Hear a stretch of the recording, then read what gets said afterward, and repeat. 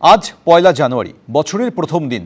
1886 সালের আজকের দিনেই কল্পতরু অবতারে অবতীর্ণ হয়েছিলেন রামকৃষ্ণ পরমহংসদেব। আজকের এই পুণ্যতিথিতে সকাল থেকেই কলকাতার লেক কালীবাড়িতে ভক্তদের ভিড়। সারা বছর যাতে ভালোভাবে কাটে সেই কামনায় মাতৃমূর্তি দর্শন করে পুজো দিচ্ছেন পুণ্যার্থীরা। আমাদের সঙ্গে রয়েছেন লেক কালীবাড়ির মুখ্য সেবায়িত নিতাই চন্দ্র বসু। নিতাইবাবু, এই যে কল্পতরু উৎসব, সেইটা সম্বন্ধে যদি একটু বলেন। পয়লা জানুয়ারি তে কল্পতরু উৎসব পালন করা হয়। শ্রী রামকৃষ্ণদেবের মানব ধর্মের এটা একটা মহা প্রতিশ্রুতি। ভারতীয় আধ্যাত্মিকতার বিস্তৃত পরিসরের বহুল প্রচালিত দুটি ধারা, একটা হচ্ছে মুক্তির সাধনা আর লোকহিতের সাধনা। শ্রী রামকৃষ্ণদেব এক অনন্য সুরে এই দুটোকে মিলিয়ে দিয়েছিলেন। তার জীবন ও বাণীতে যেমন ভক্তির শুদ্ধতা, তেমনি জ্ঞানের দিগন্ত আর কর্মযোগের প্রয়োগ, সব কিছুর অনন্য মেলবন্ধনে তার মধ্যে পাওয়া যায়। সেই মহান সাধনার এক বিশেষ প্রতিফলন হলো পয়লা জানুয়ারির কল্পতরু উৎসব, যা বাংলার ধর্মীয় সাংস্কৃতিক ইতিহাসে একটি নতুন উপলব্ধির সূচনা করে। 1886 সালের পয়লা জানুয়ারি কাশীপুর উদ্যানবাটিতে শিষ্যদের প্রতি ঠাকুর হঠাৎ যে উন্মুক্ত কৃপাধারা বর্ষণ করেছিলেন, পরবর্তীকালে তা কল্পতরু লীলা নামে পরিচিত হয়। সেদিন তিনি কেবল তাদের আশীর্বাদই করেননি, তিনি তাদের একই সঙ্গে ঐশী সত্তার একটা আভাস দিয়েছিলেন। নিজের যে ঐশী শক্তি, তার একটা আভাসও দিয়েছিলেন। শিষ্যদের প্রত্যক্ষ অভিজ্ঞতায় মানবদের আবিষ্ট থেকেও তিনি আকর্ষক এই অলৌকিক মহিমায় উদ্ভাসিত হয়েছিলেন, যেন একটা ঈশ্বরের পূর্ণ প্রকাশ। এই ঘটনার সাক্ষ্য শুধু ভক্তি বা ভ্রমের নয়, বরং সেই দিনটি বাঙালির আধ্যাত্মিক অভিজ্ঞতার একটা নতুন যুগের জন্ম দেয়। পুরাণে এই কল্পতরু এমন এক বৃক্ষ যার স্পর্শ মাত্রই সকল কামনা পূর্ণ হতো, কিন্তু রামকৃষ্ণদেবের কল্পতরু কিন্তু তা নয়। তার বরদান ছিল কি না, চিত্তের শুদ্ধতা, আত্মশক্তির জাগরণ আর ভগবৎ স্মরণের মধুরিমা। তিনি যেন ইচ্ছা পূরণের বাইরে আসল বিষয় আমাদের দৃষ্টি ফেরালেন। সেটা কি না, মানুষের অন্তরই আসলে কল্পতরু। যখন ভক্তি, প্রেম আর সত্যনিষ্ঠা দিয়ে তা সজীব হয়, তখন সমস্ত দুঃখ ছায়া সব দূরীভূত হয়ে যায়। রামকৃষ্ণদেবের বারবার বলেছেন, যত্র জীব তত্র শিব। কল্পতরু লীলায় এই মতবাদ সর্বোচ্চ রূপ পায়।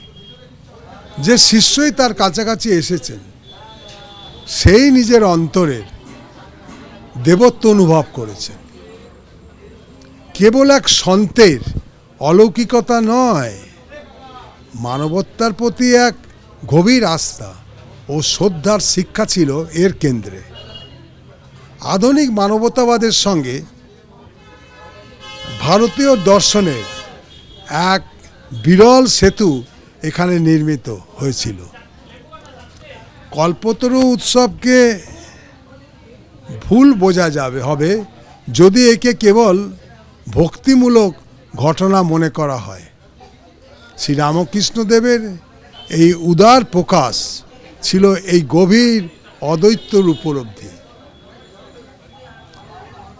সেটা কি না, জীবিস ব্রহ্ম, প্রেমী সাধনা, মানুষই তীর্থ। এই উপলব্ধি জ্ঞানকে নিষ্ক্রিয় বিমূর্ততা থেকে সরিয়ে নিয়ে গিয়ে ব্যবহারিক আলোয় নিয়ে আসা। 1 জানুয়ারি পাশ্চাত্য বর্ষপঞ্জির, ইংরেজি যেহেতু নববর্ষ, আমাদের তো বাংলায় এটা তো 1 বৈশাখ, কিন্তু ইংরেজির যেহেতু এইটা সারা ভারতবর্ষ সারা পৃথিবীতে পালন করা হয়, তাই এই পাশ্চাত্য বর্ষপঞ্জির সূচনা হলেও ভারতীয় দৃষ্টিতে এই দিনটি এক নূতন আধ্যাত্মিক নববর্ষের প্রতীক। পুরনো দুঃখ, অপরাধবোধ, ভয় বা ক্লেশকে ফেলে নূতন চিন্তার জন্ম নেওয়ার এইটি হলো উপযুক্ত দিন। কল্পতরু উৎসব তাই কেবল স্মরণোৎসব নয়, এক অন্তর পরিবর্তনের প্রতিশ্রুতি।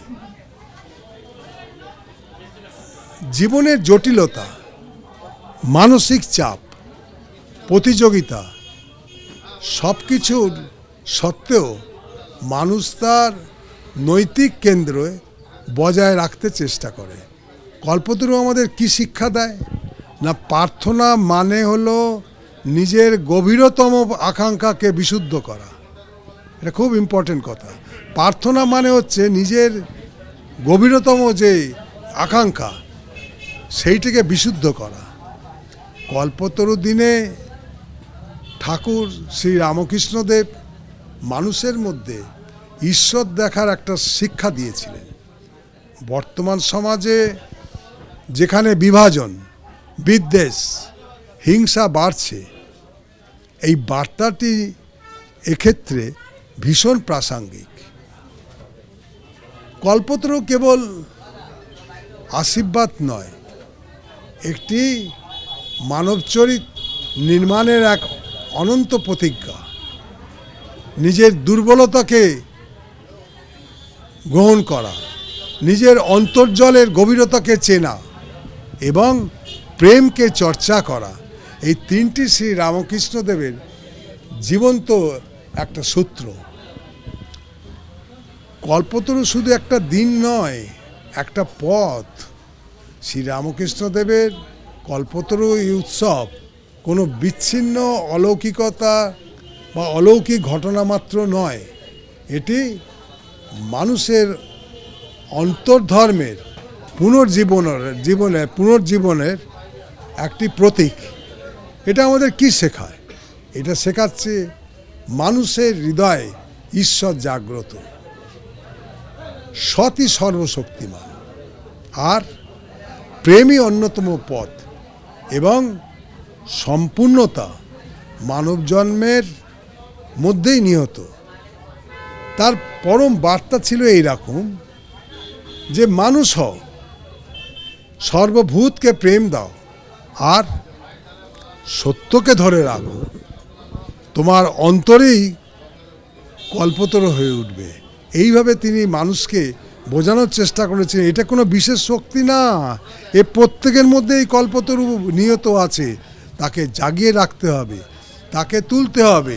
সেই জন্য তিনি শেখাতেন মানুষের হৃদয়ে ঈশ্বরের জাগ্রত আছে, সর্বশক্তি মানুষ সৎ হতে হবে, আর প্রেম দিতে হবে মানুষকে, আর সঙ্গে মানব জন্মের যে সম্পূর্ণতা সেইটাকে কিন্তু বুঝতে হবে, আর সঙ্গে সঙ্গে মানুষ হতে হবে। সর্বভূতকে প্রেম দাও, প্রত্যেকের প্রতি প্রেম আপনি করুন, প্রেম দিয়ে যান, কারোর সাথে কোনো রকম মনোমালিন্য বা কিছু করবেন না, এবং সত্যকে ধরে থাকা দরকার। এর মধ্যে দিয়ে কিন্তু কল্পতরু প্রত্যেক মানুষের মধ্যেই জেগে উঠবে। এই ছিল তার বাণী, এই ছিল তার শিক্ষা। এই কল্পতরু আমাদের এই শিক্ষাই দেয়। এই হচ্ছে আমাদের যা শিক্ষা আমরা পেয়েছি। এবিপি আনন্দ এগিয়ে থাকে, এগিয়ে রাখে।